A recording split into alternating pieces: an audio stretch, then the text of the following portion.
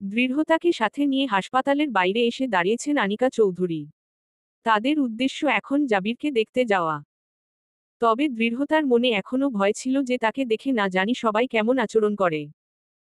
আনিকা চৌধুরী দৃঢ়তার মনোভাব বুঝতে পেরে বলেন, আমি জানি, দৃঢ়তা তুমি কি ভাবছ।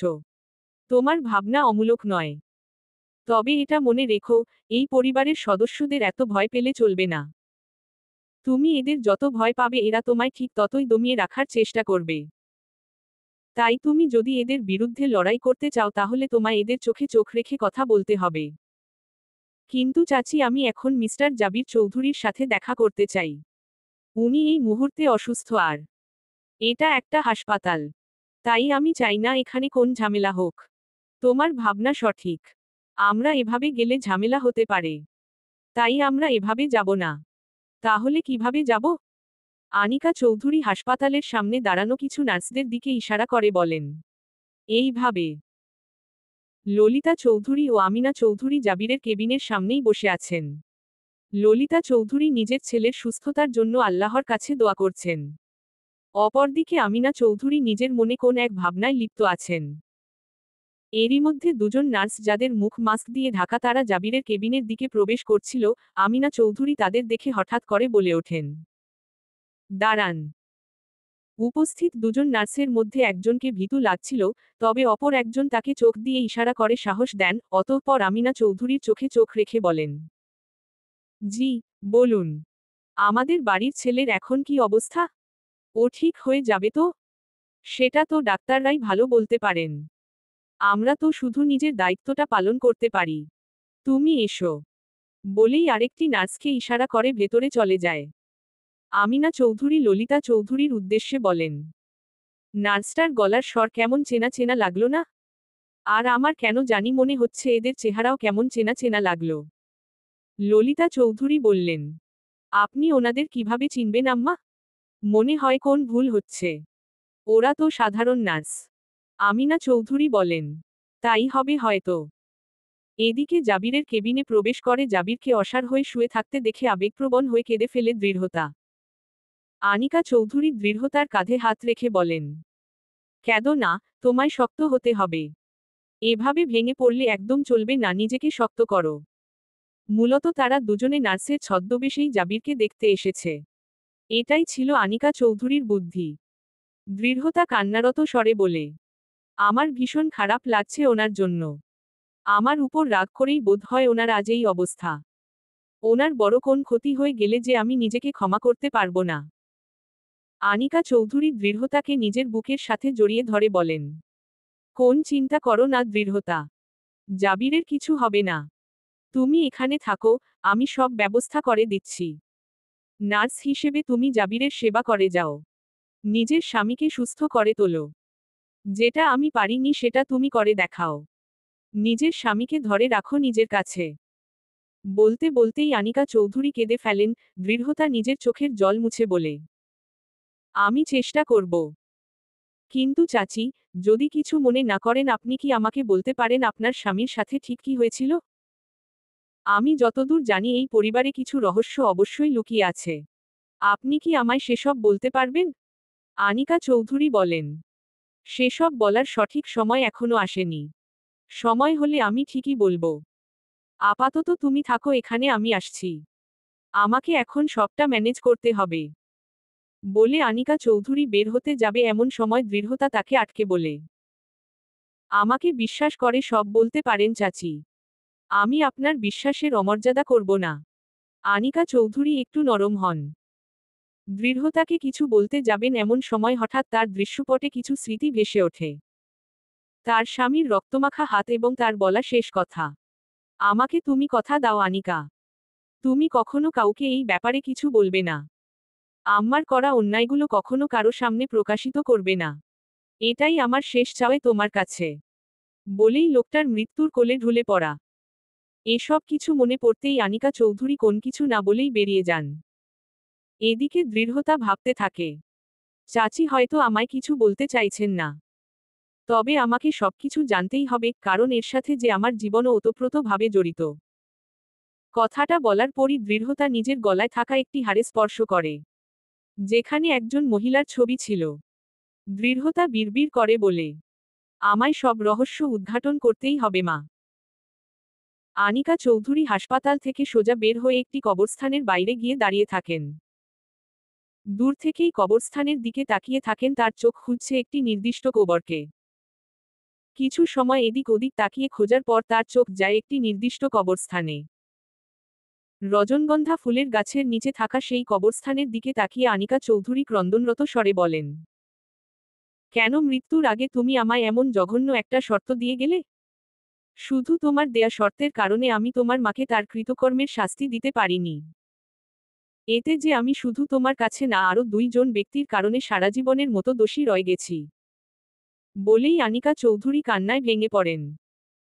2 দিন পর জাবির নিজের বেডে উঠে বসে তার তত্ত্বাবধানে থাকা নার্সের সাহায্যে।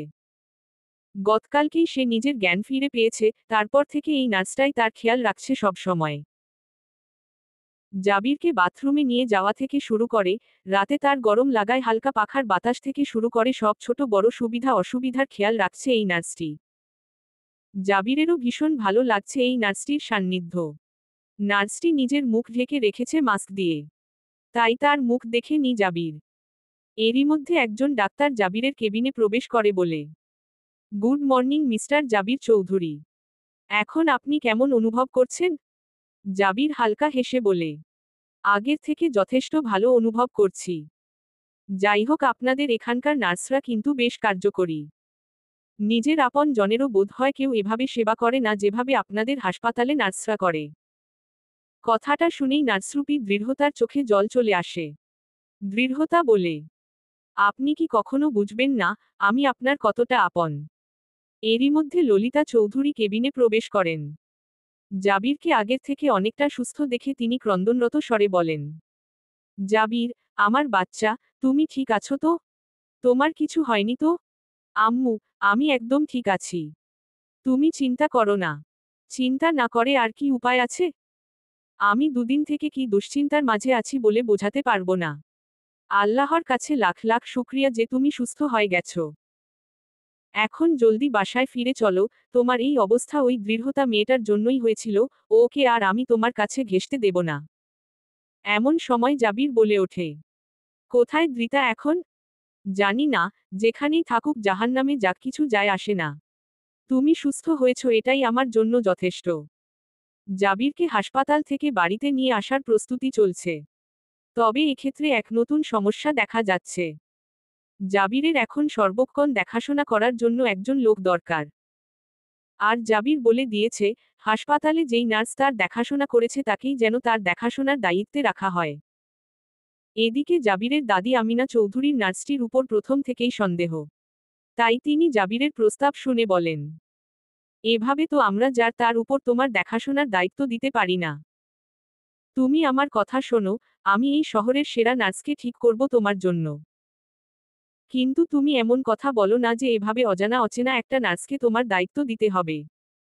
জাবির জেদ দেখিয়ে বলে, আমার যা বলার আমি বলে দিয়েছি দাদি। ওই নার্সই আমার সেবা করবে, অন্য কোন নার্স নয়। ললিতা চৌধুরীও শাশুড়ির কাছে অনুরোধ করে বলেন, রাজি হয়ে যান না আম্মা। আমার ছেলেটা কি ভীষণ কষ্ট পাচ্ছে। আপনি অন্তত একটু বিষয়টা বোঝার চেষ্টা করেন। আমিনা চৌধুরী এবার বাধ্য হয়ে বলেন, বেশ, আমি তোমার শর্ত মেনে নিলাম। তবে তার আগে আমায় ওই মেয়েকে দেখতে হবে, মেয়েটাকে না দেখা পর্যন্ত এভাবে আমি নিয়োগ দিতে পারবো না। মেয়েটা সবসময় মাস্ক পরে থাকে তাই ওর উপর আমার এত সন্দেহ। এমন সময় একজন ডাক্তার আসতেই আমিনা চৌধুরী বলেন, যেই নার্সটা জাবিরের সেবা করেছিল তাকে এখানে নিয়ে আসুন। ডাক্তার বলেন, আচ্ছা, একটু অপেক্ষা করুন, আমি নিয়ে আসছি। আমিনা চৌধুরী অপেক্ষা করতে থাকেন। একটু পর নার্সটি ভেতরে আসে। আমিনা চৌধুরী বলেন, এই মেয়ে মাস্ক হলো। নার্সটি ঠায় দাঁড়িয়ে থাকে। আমিনা চৌধুরী এবার রেগে গিয়ে নিজেই মেয়েটির মুখের মাস্ক খুলে দেন আর অবাক হয়ে যান, কারণ এই মেয়েটি সম্পূর্ণ অচেনা একজন মেয়ে ছিল। জাবির বলে, দেখলে তো দাদি, তুমি শুধু শুধু সন্দেহ করছিলে। এই মেয়েটাকে তো আমরা কেউই চিনি না। ও কেন শুধু শুধু আমাদের ক্ষতি করতে চাইবে? তোমার বুঝতে কোথাও ভুল হয়েছিল। আমিনা চৌধুরী বলেন, এত বড় ভুল আমার হবে বলে মনে হয় না। এই মেয়ে সত্যি করে বলো, তুমি কি সত্যি সেই মেয়ে যে জাবিরের সেবা করেছিলে? নার্সটি মাথা নাড়িয়ে বলে, জি। আমিনা চৌধুরী ভাবেন। কণ্ঠস্বরটা একটু অন্যরকম লাগছে যেন। তবে এখন আপাতত তিনি এই বিষয়ে কিছু বলেন না। জাবির বলে, দাদি, এখন তুমি এসব সন্দেহ বাদ দিয়ে ওকে নিয়ে আমাদের বাসায় চলো। ও অনেক ভালোভাবে আমার খেয়াল রাখতে পারবে। আমিনা চৌধুরী বলেন, বেশ, তবে তাই হোক। আমি এই মেয়েকেই তোমার নার্স হিসেবে নিয়োগ দিচ্ছি। কিছুটা দূরে লুকিয়ে কথাটা শুনে নেন আনিকা চৌধুরী। আর সাথে সাথেই তার মুখে হাসি ফুটে ওঠে। তিনি তার পাশে দাঁড়ানো দৃঢ়তার কাঁধে হাত রেখে বলেন, তৈরি হয়ে নাও দৃঢ়তা। এবার তোমার সবথেকে বড় পরীক্ষা আসতে চলেছে। এবার তোমায় নিজের স্বামীকে সম্পূর্ণ সুস্থ করে তুলতে হবে। তার মনে নিজের জন্য জায়গা করে নিতে হবে। তুমি পারবে তো? দৃঢ়তা আত্মবিশ্বাসের সাথে বলে, পারবো। পারতে আমাকে হবেই। আনিকা চৌধুরী এবার দূর থেকেই আমিনা চৌধুরীর দিকে তাকিয়ে বলেন, আপনি চলেন ডালে ডালে তো আমি চলি পাতায় পাতায়, এবার দেখতে থাকুন সামনে আরো কি কি হয়। মূলত তিনি এই নকল মেয়েটিকে নার্স সাজিয়ে পাঠিয়েছেন, যাতে করে আমিনা চৌধুরী সহ বাকি সবাইকে ধোঁকা দেয়া যায়। এক সপ্তাহ পর জাবির বিছানায় শুয়ে আরাম করছে। এখনো সে ভালোভাবে হাঁটতে পারে না। হাঁটার জন্য কারো না কারো সাহায্যের প্রয়োজন হয়। আর তাকে সর্বদা সাহায্য করে তার জন্য নিয়োগকৃত নার্স। এই এক সপ্তাহে মেয়েটি বিরামহীনভাবে তার সেবা করে গেছে। জাবির আজ যতটুকুই সুস্থ হতে পেরেছে সবটাই এই মেয়েটার অবদান। জাবির আজকাল নার্সটির ব্যবহারে ভীষণ মুগ্ধ। নার্সটি তার সামনে তেমন একটা কথা বলে না, শুধু হু হা করে, কিন্তু তার খেয়াল রাখতে একদম কার্পণ্য করে না। জাবির আজ সন্ধ্যাবেলায় হঠাৎ করে উঠে বসে বলে, এই যে মিস শুনুন। দৃঢ়তা একটু বাইরে যাওয়ার জন্য প্রস্তুত হচ্ছিল এমন সময় জাবিরের ডাক শুনে থেমে যায়। জাবির নিজের ক্রাচে ভর দিয়ে উঠে দাঁড়িয়ে বলে, আমায় একটু বেকনিতে নিয়ে যাবেন। দৃঢ়তা মাথা নাড়িয়ে জাবিরকে নিয়ে বেকনিতে যায়। জাবির সেখানে গিয়েই বলে, জানেন, এখানকার ফ্রেশ বাতাস আমার ভীষণ ভালো লাগে। দৃঢ়তা চুপ থাকে। জাবির এবার খানিক বিরক্তির স্বরেই বলে, আচ্ছা, আপনি সবসময় এতটা চুপচাপ থাকেন কেন? বোবা তো নন আপনি, আর মুখেও সবসময় মাস্ক পরে থাকেন। সত্যি করে বলুন তো, আপনি কি কিছু আড়াল করতে চান? দৃঢ়তা এবার ভীষণ ঘাবড়ে যায়। গলার স্বর যতটুকু সম্ভব পরিবর্তন করে বলে, না, আপনি ভুল ভাবছেন। আমি ভুল ভাবছি না ঠিক সেটা না হয় একটু পরে বিবেচনা করলেন। আগে এটা বলুন, আপনার উদ্দেশ্য কি? আপনি কি শুধু আমার সেবা করার জন্যই এখানে এসেছেন? দৃঢ়তা বেশ বিরক্ত হয়ে বলে, না, আপনার সব সম্পত্তি হাতিয়ে নিতে এসেছি। বলেই সে চলে যেতে নিতেই জাবির তার হাত শক্ত করে ধরে বলে, আর পালিয়ে লাভ নেই। আপনার আসল পরিচয় আমি জেনে গেছি। ভয়ে দৃঢ়তার এবার হৃদস্পন্দন বন্ধ হবার দশা। সে মনে মনে দোয়া দরুদ পড়তে থাকে। জাবির নিজের মুখটা একদম দৃঢ়তার কানের কাছে নিয়ে আসে। জাবিরের গরম নিঃশ্বাস পড়ছিল দৃঢ়তার কানে। দৃঢ়তা কিছু বলতে যাবে তার আগেই হঠাৎ আচমকা জাবির দৃঢ়তার থেকে দূরে সরে এসে বলে, আপনি মেবি খুব ফেমাস কোন নার্স, রাইট? এজন্যই এত বেশি ডিমান্ড আপনার। যখনই আপনি আমার পাশে থাকেন আমার ভীষণ ভালো অনুভব হয়। মনে একটা আশা জাগে যে আমি জলদি সুস্থ হতে পারব। দৃঢ়তা একটা স্বস্তির নিঃশ্বাস ফেলে বলে, ধন্যবাদ। আপনার কণ্ঠস্বরটা ভীষণ ভালো মেবি। আচ্ছা, আমায় একটা গান শোনাবেন? আমার না খুব গান শুনতে মন চাইছে। গান? প্লিজ না করবেন না। একটা গানই তো শোনান না।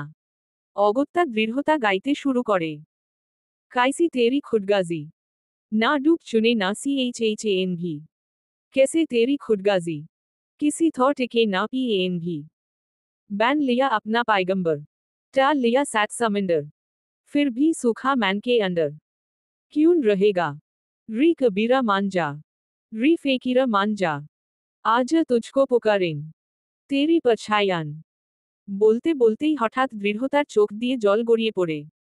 জাবির দৃঢ়তার সেই চোখের পানি মুছিয়ে দিয়ে বলে, কাঁদছেন কেন? আপনাকে কি কেউ কষ্ট দিয়েছে? আমার ভীষণ কাছের একজন মানুষ। আচ্ছা, বুঝলাম। যে আপনার কষ্ট বোঝে না তার জন্য কেঁদে লাভ নেই, বুঝলেন? দৃঢ়তা মাথা নাড়িয়ে রুম থেকে বেরিয়ে যায়। আর জাবির মুগ্ধ চোখে দৃঢ়তার যাওয়ার দিকে তাকিয়ে থাকে।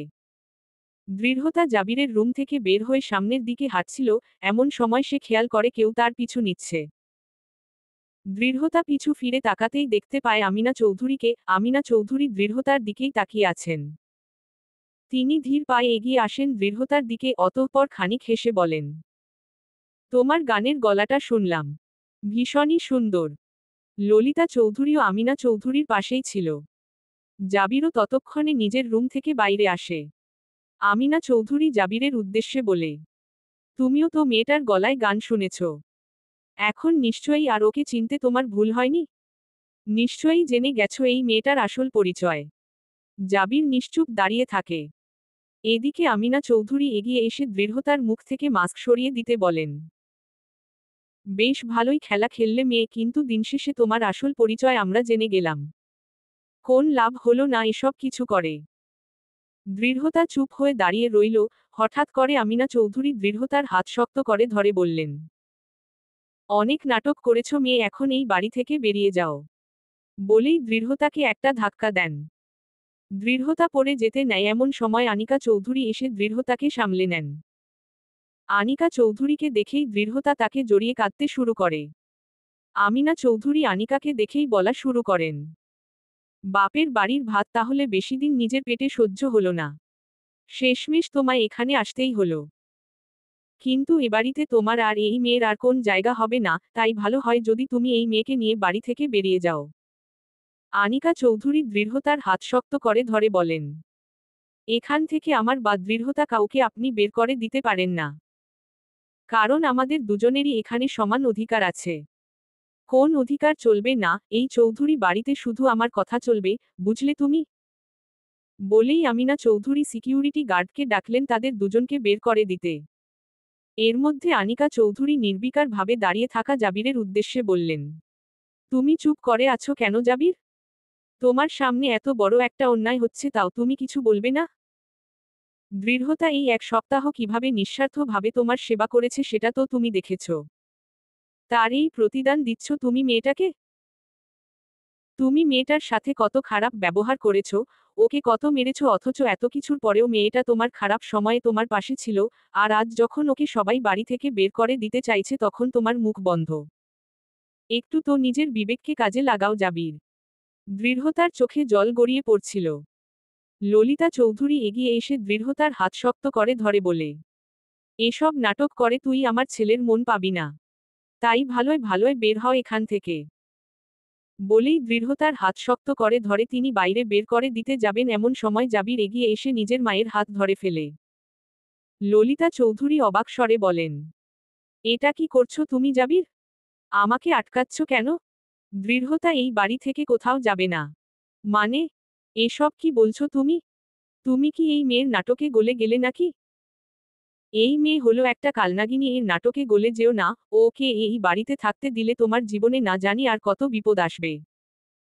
ওর জন্যই তোমার অ্যাক্সিডেন্ট হয়েছিল, আমি আর কোন রিস্ক নেব না। আম্মু, আমি আমার কথা জানিয়ে দিয়েছি। দৃঢ়তা এই বাড়িতেই থাকবে। কারণ ওকে আমি বিয়ে করেছি, তাই ওর দায়িত্ব আমাকে নিতে হবে। তাছাড়া সেসব বাদ দিলেও ও এই কদিন যেভাবে আমার সেবা করেছে তার প্রতিদানেও ও এখানে থাকতে পারে। বুঝতে পেরেছ? আমিনা চৌধুরী রাগী স্বরে বলেন, না, এই মেয়েকে আমি এই বাড়িতে থাকতে দেব না। জাবির বলে, দাদি আমি তোমাকে অনুরোধ করছি, দৃঢ়তাকে এখানে থাকতে দাও। জাবির, ওর কাছে আমি ঋণী। সেই ঋণ আমাকে শোধ করতেই হবে। বলেই জাবির দৃঢ়তার দিকে তাকায়। অতঃপর তাকে উদ্দেশ্য করে বলে, তুমি যাও, ভেতরে যাও। এই বাড়িতে তোমার জন্য যেই রুম বরাদ্দ করা হয়েছিল, মানে নার্স হিসেবে যেই রুমে ছিলে সেখানেই যাও। তোমার সাথে আমি পরে কথা বলছি। দৃঢ়তা মাথা নাড়িয়ে চলে যায়। আনিকা চৌধুরী জাবিরকে বলে, তোমাকে অনেক ধন্যবাদ জাবির, ন্যায়ের সঙ্গ দেয়ার জন্য। এদিকে ললিতা চৌধুরী আমিনা চৌধুরীর কানে কানে ফিসফিস করে বলেন, দেখলেন আম্মা, এরা দুজন মিলে কিভাবে আমার ছেলেটার ব্রেইন ওয়াশ করে এখানে থাকা নিশ্চিত করল। এদের তাড়ানোর কি আর কোন উপায় নেই? তুমি চিন্তা করো না ছোট বৌমা, এই চৌধুরী বাড়িতে আমার বিরাগভাজন হয়ে কেউ টিকতে পারবে না। বড় বৌমা আর ওই মেয়েটার এই বাড়িতে আয়ু অনেক সীমিত। বড় বৌমার ব্যবস্থা তো আমি পরে করছি, তবে এই মেয়েটাকে আগে তাড়াতে হবে। কিন্তু কিভাবে? এমন সময় আমিনা চৌধুরীর ফোন বেজে ওঠে। আমিনা চৌধুরী ফোনে কথা বলেন। কথা বলা শেষ করে খুশি হয়ে ললিতা চৌধুরীর উদ্দেশ্যে বলেন, আল্লাহর কাছে শুকরিয়া আদায় করো ছোট বৌমা। তোমার সমস্যার সমাধান হলো বলে। মানে? আপনার কথার কিছুই আমি বুঝতে পারছি না আম্মা। বুঝবে, বুঝবে, সব বুঝবে। শুধু কালকের সকালটা হতে দাও। কাল অনেক বড় একটা চমক অপেক্ষা করছে তোমার জন্য। দৃঢ়তা চুপচাপ নিজের রুমে বসেছিল। একটু সময় পর জাবির এলো দৃঢ়তার রুমে।